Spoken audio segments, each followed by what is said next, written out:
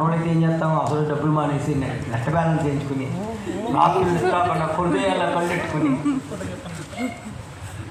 మన పని ఇది, మన బిజినెస్ ఇది. కానీ ఆ యవనస్తురాలు పని ఏంటి? అప్పుడు భక్తి కలిగిన డిఎస్పీ గారు పెళ్లి చేసుకోవాలనుకున్నారట. యవనస్తులు భక్తి కలిగిన ఏం చేసుకున్నారట?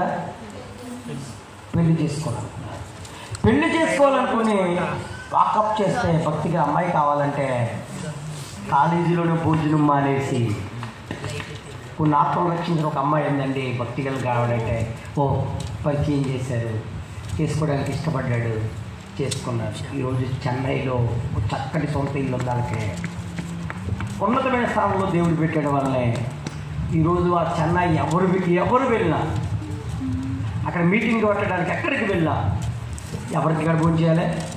వాళ్ళ ఇంటికి వెళ్ళి ఆతిథ్యం తీసుకోవాలట. చూడండి, పరిచయం చేసిన స్థితిని మర్చిపోయే దేవుడు కాదు, దేవుడు అన్యాయస్తుడు కాదు. దేవుడికి మహిమ కలుగును గాక. హల్లెలూయా. పరిచర్య